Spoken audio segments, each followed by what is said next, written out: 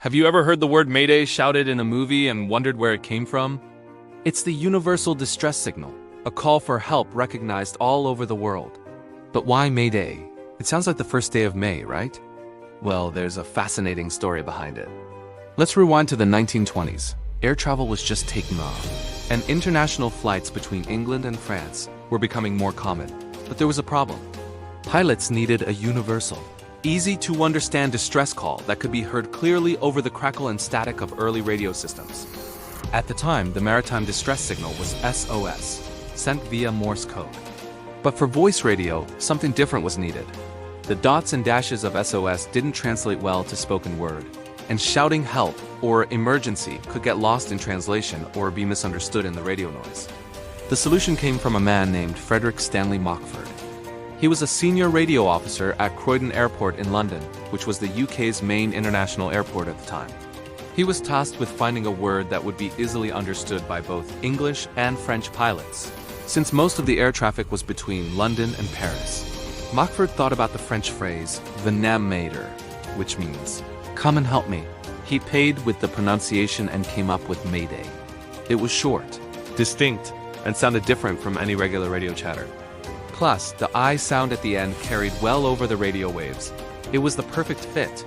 So in 1923, Mayday was officially proposed as the International Radio-Telephone Distress Signal. It was adopted by the International Radio-Telegraph Convention in Washington in 1927. Rule was simple but strict. The word Mayday is to be repeated 3 times in a row. Mayday, Mayday, Mayday, to make sure it's not mistaken for a similar sounding word during a noisy transmission. This repetition also helps distinguish a genuine distress call from a casual mention of the word. So when is Mayday actually used?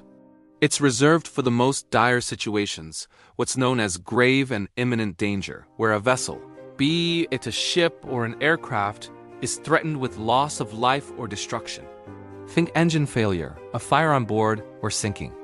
This isn't a call you make for a minor inconvenience. A Mayday call signals that lives are at immediate risk and require immediate assistance. When a pilot or captain makes a Mayday call, they broadcast it on an emergency frequency. The call starts with the classic Mayday, Mayday, Mayday, followed by the name and call sign of their vessel, their position, the nature of the emergency, and the number of people on board. This vital information allows rescue coordinators to understand the situation and dispatch help as quickly as possible.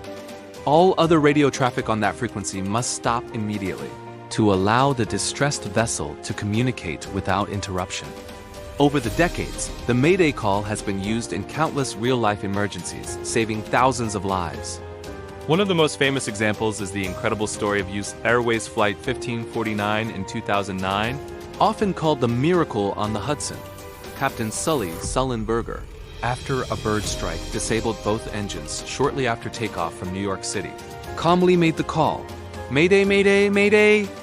We're gonna be in the Hudson." Air traffic control immediately cleared paths and alerted emergency services. Thanks to that clear communication and the crew's incredible skill, all 155 people on board survived the water landing.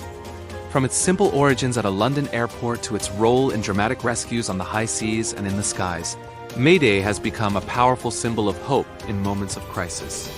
It's a testament to how a simple, well-chosen word can cut through chaos and connect people in their most desperate hour. So the next time you hear Mayday in a film, you'll know the story behind this life-saving word, born from a need for clarity and a touch of French inspiration. Thanks for watching. If you found this interesting, hit that like button and subscribe for more stories behind the things we see every day. See you next time.